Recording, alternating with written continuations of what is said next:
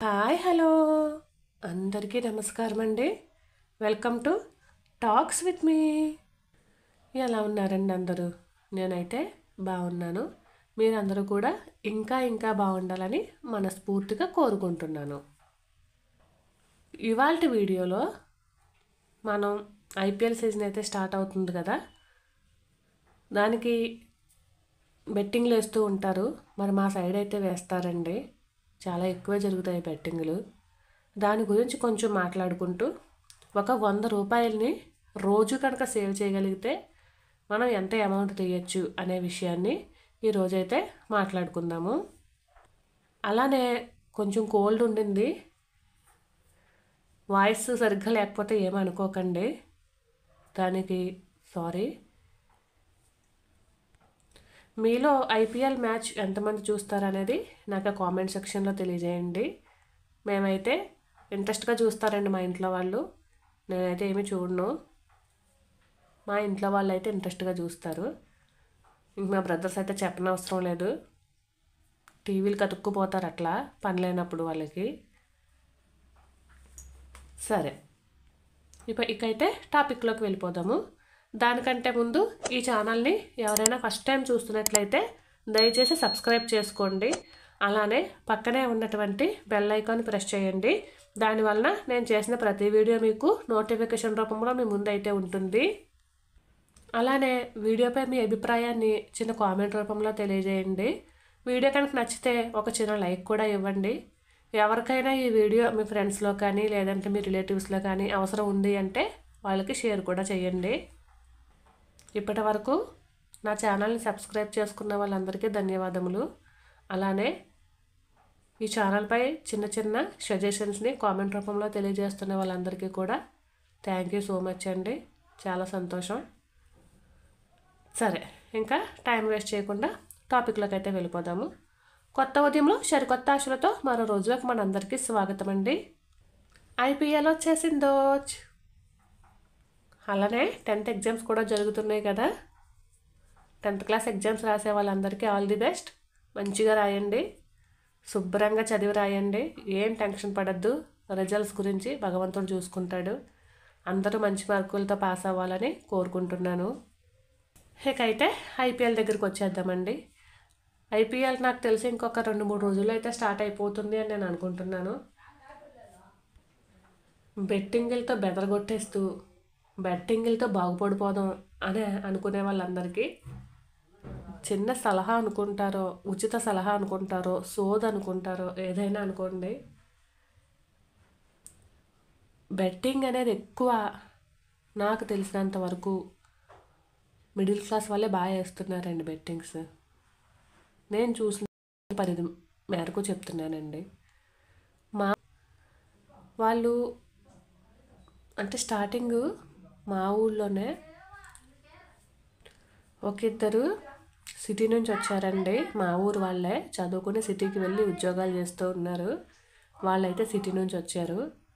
వచ్చి ఇక్కడ మా ఊళ్ళో వాళ్ళని కూడా అంటే బెట్టింగ్స్ వేయమని జస్ట్ వాళ్ళు చెప్పారనుకుంటా, వీళ్ళు కూడా స్టార్ట్ చేశారు.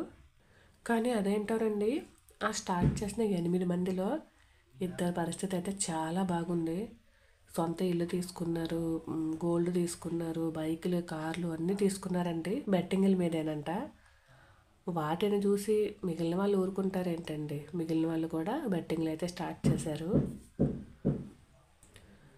ఆ 8 చాలామంది మనీ అయితే పోగొట్టుకున్నారు.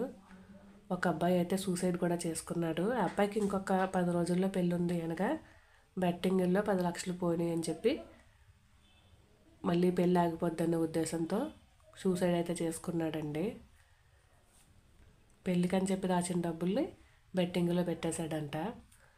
అలానే మా మావయ్య కూడా ఫస్ట్లో బెట్టింగ్లు గట్రా ఏం తెలియవు, ఆయన వ్యవసాయమే చేసుకునేవారు, పెద్దగా చదువుకోలేదు. ఈయన ఫ్రెండ్స్లోనే ఎవరో 2 బెట్టింగ్లు వేసి సేమ్ అలానే ఇల్లు కొనుక్కోవటం, లేదంటే గోల్డ్ కొనుక్కోవడం, కార్లు తీయడం ఇలా చేశారని వాళ్ళు ఈయనకి చెప్తే ఈయన కూడా స్టార్టింగ్ 10,000 నుంచి స్టార్ట్ చేసి పొలాలు అవి అమ్మేసి మరి లక్షల్లో బెట్టింగ్లు అయితే మొదలుపెట్టాడండి. ఫస్ట్లో 5,000 10,000 బెట్టింగ్ వేసేవాడు. అది సంవత్సరం పెరుగుతూ ₹1,00,000 వేసేదాకా అయితే ఎదిగిపోయాడు. అందులో లాభం వచ్చిందా నష్టం వచ్చిందా అనే విషయాన్ని పక్కన పెడితే టెన్షన్ అయితే మాత్రం ఫుల్గా పడుతూనే ఉంటాడండి. సాయంత్రం అయిందంటే చాలు ఆ ఫోన్ పట్టుకుని అటు ఇటు తిరుగుతూ టెన్షన్ టెన్షన్ టెన్షన్ టెన్షన్. ఎందుకంటే అది చీటీ పాడేసిన అమౌంట్. 1 సంవత్సరం పెట్టాడు. బయట నుంచి అప్పు తెచ్చి రూపాయిన్నరకి 1 సంవత్సరం పెట్టాడు. పొలం అమ్మేసి 1 సంవత్సరం పెట్టాడు. ఒక 10 మ్యాచ్ల్లో పెడితే కనీసం ఒకటైనా రాదా అనే ఆశతో అయితే పెట్టాడండి. దానివల్ల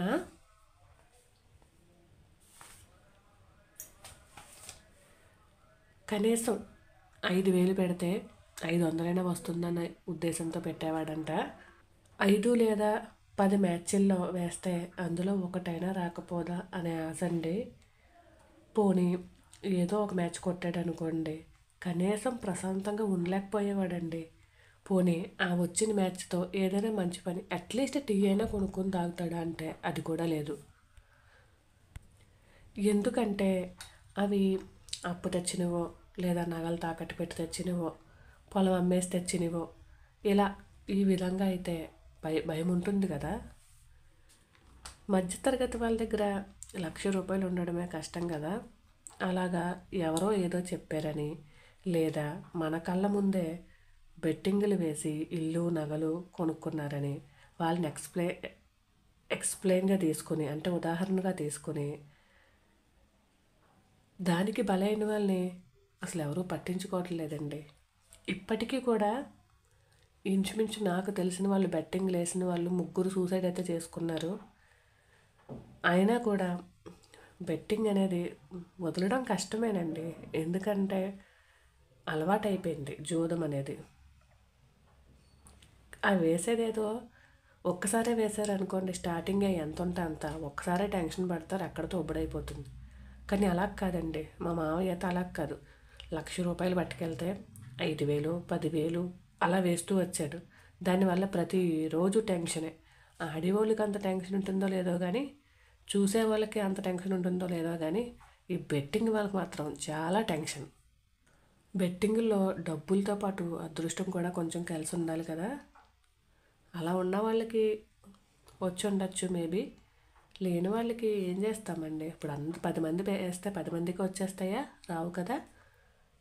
అలా అని పోనా బెట్టింగ్లు వేసి ఇల్లు కట్టి గోల్డ్ అది కొనుక్కొని కార్లు అవి తీసుకున్న వాళ్ళు ఇప్పుడేమన్నా బాగున్నారా అంటే లేదండి.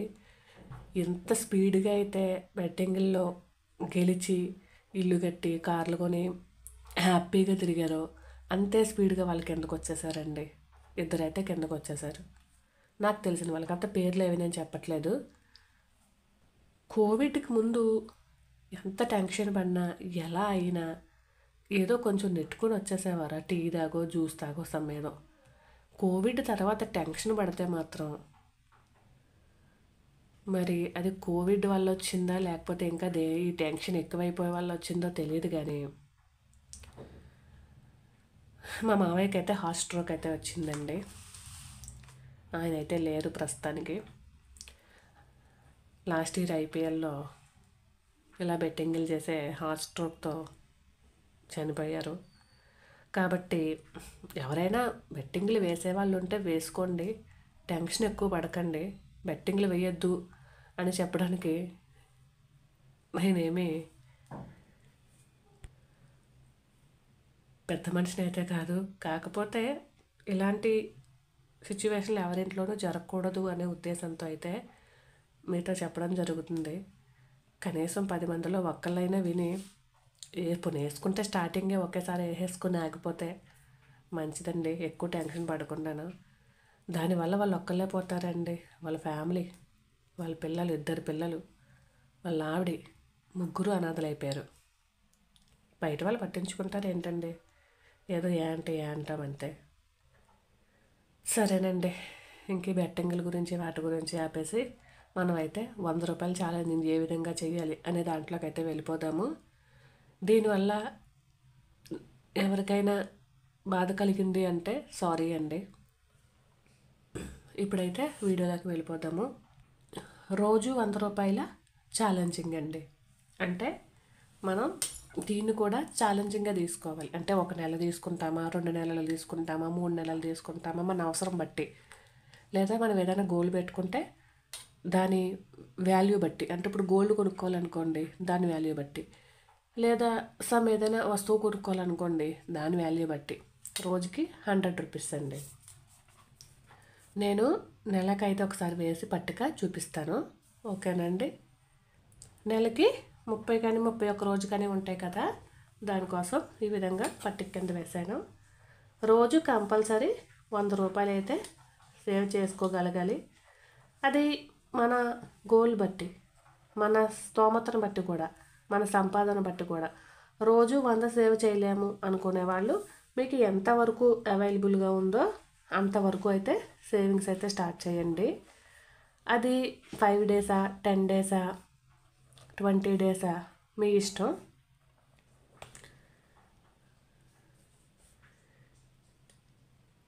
కలిసిపోతాయి, కొంచెం దూరంగా వేయాల్సింది, కంగారులో వేసానండి.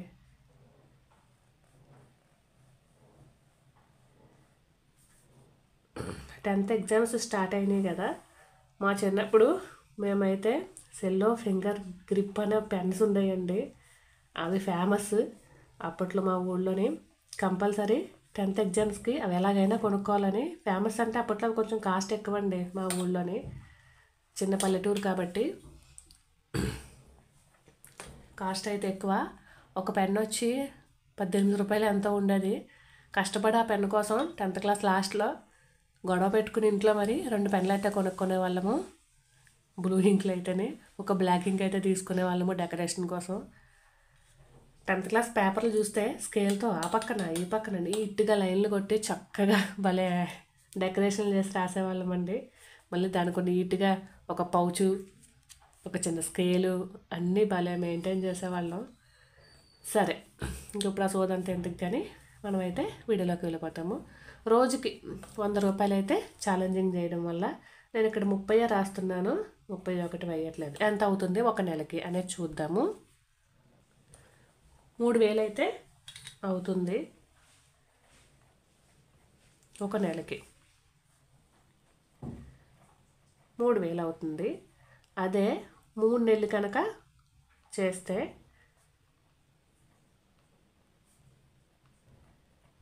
ఛాలెంజింగ్ ఎంత అవుతుందో చూద్దాము. 9000 అయితే అవుతుంది. అదే 6 నెలలకి.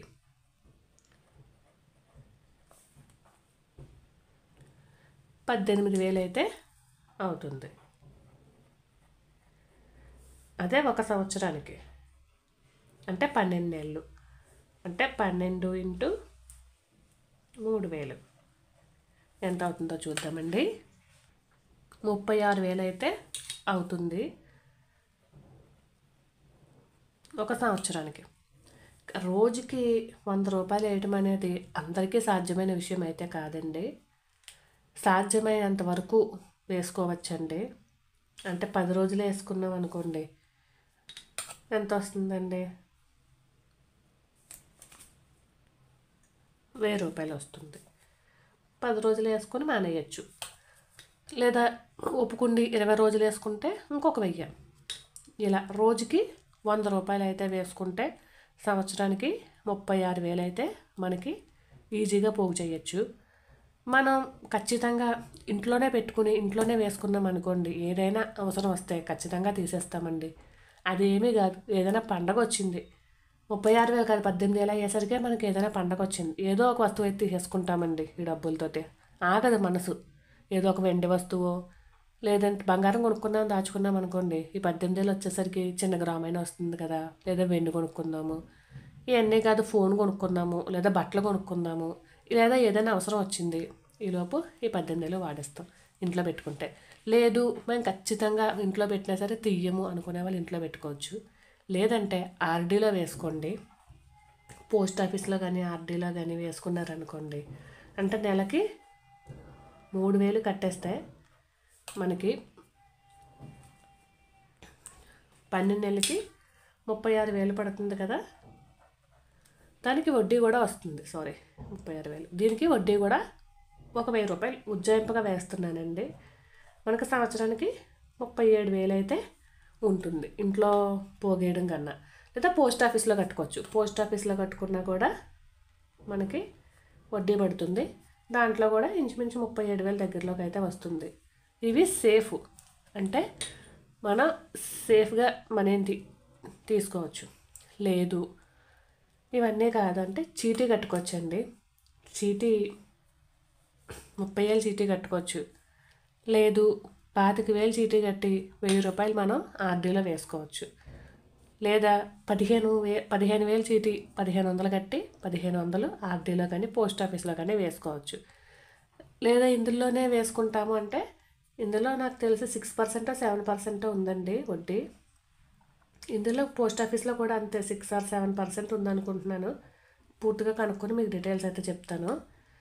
రెండిట్లో కూడా ఇందులో 1,500 ఇందులో 1,500 మనం నెల నెల కట్టామంటే, ఒకవేళ ఇది 6% అనుకోండి, ఇది 7% అనుకోండి, 1% దీనికి వడ్డీ అయితే పెరుగుతుంది. చిన్న ఐడియా మాత్రమే అది. మీకు ఎవరికి అవైలబుల్ ఏదనిపిస్తే అదైతే చేసుకోవచ్చండి. లేదు మేము చదువుకున్నాము అనుకుని మంచిగా మాకు అన్నీ తెలుసు అనుకుంటే స్టాక్స్లో పెట్టచ్చు. కాకపోతే అది కూడా అనుభవం ఉండాలండి. దానికి బాగా రీసెర్చ్ అయితే చెయ్యాలి. దానివల్ల మనకి ప్రాఫిట్ ఇప్పుడు రాకపోవచ్చు, 2-3 నెలల తర్వాత అయినా మంచి ప్రాఫిట్ వచ్చే స్టాక్స్ అయితే తీసుకోవాలి. దానికి బాగా అనుభవం ఉండాలి, లేదా బాగా తెలిసి ఉండాలి. ఇంకా గొడవలన్నీ మనకి ఎందుకు, ఇలా చేసుకుంటాము ఈజీగా అంటే ఇలా ఈ విధంగా అయితే స్టార్ట్ చేయొచ్చండి. మనకి ఈజీగా స్కూటీ తీసుకోవచ్చు కదా డౌన్ పేమెంట్ కట్టి కొంచెం. లేదా సెకండ్ హ్యాండ్లో అయితే ఈజీగా వచ్చేస్తుంది. ఎవరికైనా గోల్స్ ఉంటూ ఉంటాయి కదా, ఒక వస్తువు తీసుకోవాలనో, లేదా బైక్ తీసుకోవాలనో, ఫోన్ తీసుకోవాలనో, ఇలా రోజుకి 100 రూపాయలు సేవ్ చేయడం వల్ల ఏదో ఒక వస్తువు అయితే తీసుకోవచ్చు. మనీ అంటూ ఉంటే ఎలాగ ఎప్పుడైనా ఖర్చు పెట్టుకుంటాం కదా. సరేనండి, మరి మీ అందరికీ అర్థమయ్యేటట్టే చెప్తాను అనుకుంటున్నాను. లెంత్ ఎక్కువైపోతుంది. మరైతే ఇదేనండి ఇవాళ వీడియో. ఈ వీడియో కనుక మీకు నచ్చినట్లయితే please like, share and subscribe. ఉంటానండి. నా వాయిస్ చూసి మామూలుగానే గులకరాల కింద ఉంటుంది, డబ్బాలో వేసి వాయించినట్టు. అసలు అందులోకి జలుబు చేసి ఉన్న మళ్ళీ ఇంక అస్సలు ఎలా ఉందంటే అలా ఉంది. దయచేసి అర్థం చేసుకుంటారని, ఏమైనా తప్పులు మాట్లాడి ఉంటే క్షమిస్తారని కోరుకుంటున్నాను. మరైతే ఉంటాను. Bye. Thank you for watching.